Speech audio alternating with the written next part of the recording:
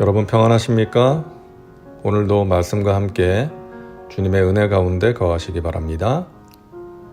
오늘 말씀은 잠언 20장 16절부터 30절입니다. 말씀 묵상입니다. 오늘은 먼저 18절 말씀을 보겠는데요. 경영은 의논함으로 성취하나니 지략을 베풀고 전쟁할지니라.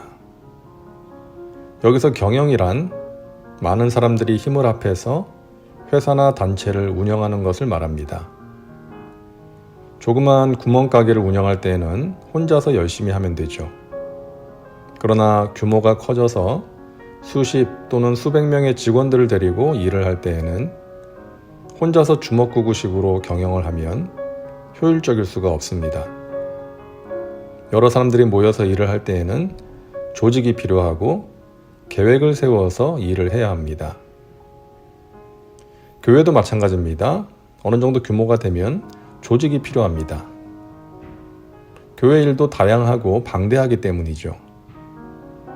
예배와 봉사, 행정, 또 여러 가지 사역을 위한 조직이 필요하고 어떤 일을 결정할 수 있도록 책임이 위임된 당회나 운영위원회 같은 기구도 필요합니다. 누구 한 사람이 독단적으로 자기 마음대로 할 수 없도록 함께 의논하고 결정해서 나아갈 수 있는 조직과 계획이 필요합니다. 여러 사람이 의논을 하면 다양한 의견들 속에서 가장 합당한 길을 찾아갈 수 있습니다. 내가 생각하지 못한 좋은 아이디어가 나올 수도 있고요. 여러 사람이 의논을 하다 보니까 다양한 의견을 수렴해서 하나로 모은다는 것이 힘들 수도 있습니다. 그러나 자신의 의견을 자유롭게 피력하고 나와 다른 생각과 의견도 존중하면서 그렇게 최종적으로 결정이 된 것은 내 생각과 다르다 할지라도 따를 수 있는 성숙함이 필요한 것이죠. 예를 들어 회의를 한다고 할 때에 누군가 한 사람이 자기 생각대로 이끌고 가는 것은 회의가 아니죠.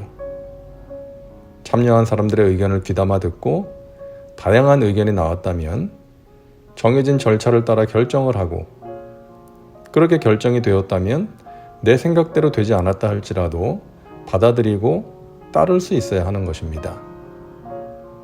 그러기 위해서 그 회의의 구성원들이 하나님의 뜻을 구하면서 기도할 수 있는 영적인 성숙함과 나와 다른 의견도 존중하고 따를 수 있는 인격적인 성숙함이 필요한 것입니다.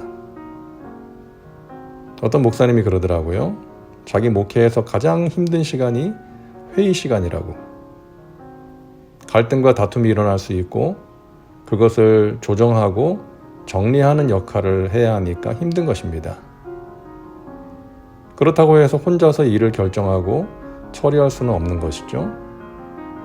하나님의 지혜와 도우심을 구하면서 의논을 통해서 경영을 해 나가야 하는 것입니다.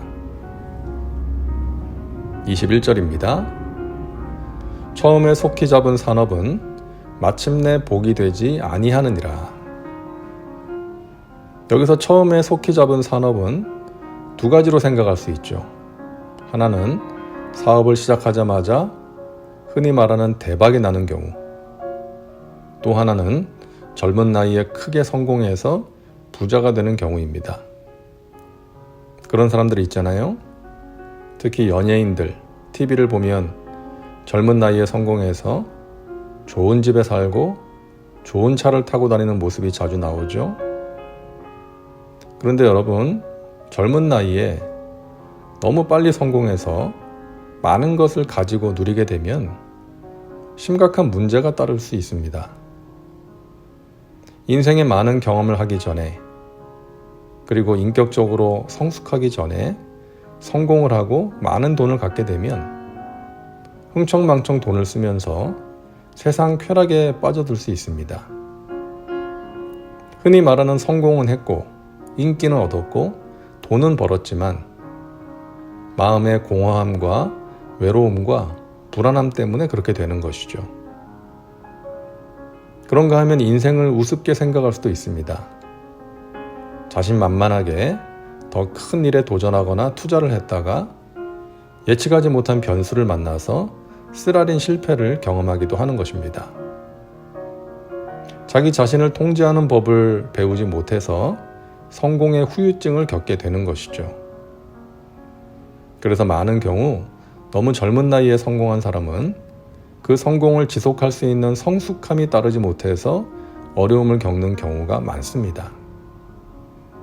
그래서 사람은 젊어서 고생도 좀 하고 많은 인생의 경험 속에서 단단해지고 깊어지면서 성공의 길로 가는 것이 좋은 것입니다. 그리고 이 모든 것들 속에서 우리가 기억해야 할 것은 이것입니다. 사람의 걸음은 야외로 말미암나니 사람이 어찌 자기의 길을 알 수 있으랴. 이 말씀이 가장 중요한 말씀이 아닐까 생각합니다. 비행기는 하늘에서 그냥 날아가는 것이 아니라 하늘의 길, 항로를 따라가는 것이고요. 배도 바다에 있는 길, 해로를 따라가는 것이죠. 그 길에서 벗어나면 위험한 상황을 마주하게 되는 것입니다. 우리 인생도 마찬가지입니다. 사람은 자기 길을 알지 못합니다. 그리고 이 세상은 우리를 살리고 인도하는 곳이 아닙니다. 하나님께서 만들어 놓으신 길을 따라가야 합니다. 하나님께서 정해주신 생명의 길, 은혜와 축복의 길을 따라가야 하는 것이죠. 그럴 때 안전할 수 있고 우리의 인생이 진정한 성공과 복된 인생이 될 수 있는 것입니다. 사랑하는 여러분, 오늘도 말씀과 함께하는 분들은 하나님의 말씀을 사랑하고 따라가는 분들인 줄 믿습니다. 말씀으로 우리의 길을 인도하고 계시는 하나님을 더욱 가까이 하고 동행하심으로 승리의 삶, 복된 삶을 살아가시기를 주님의 이름으로 축원합니다. 다음은 말씀 적용입니다. 오늘 말씀을 통해 당신에게 주시는 메시지는 무엇입니까? 당신 자신과 삶의 현장에 구체적으로 적용하시기 바랍니다. 이제 기도합니다.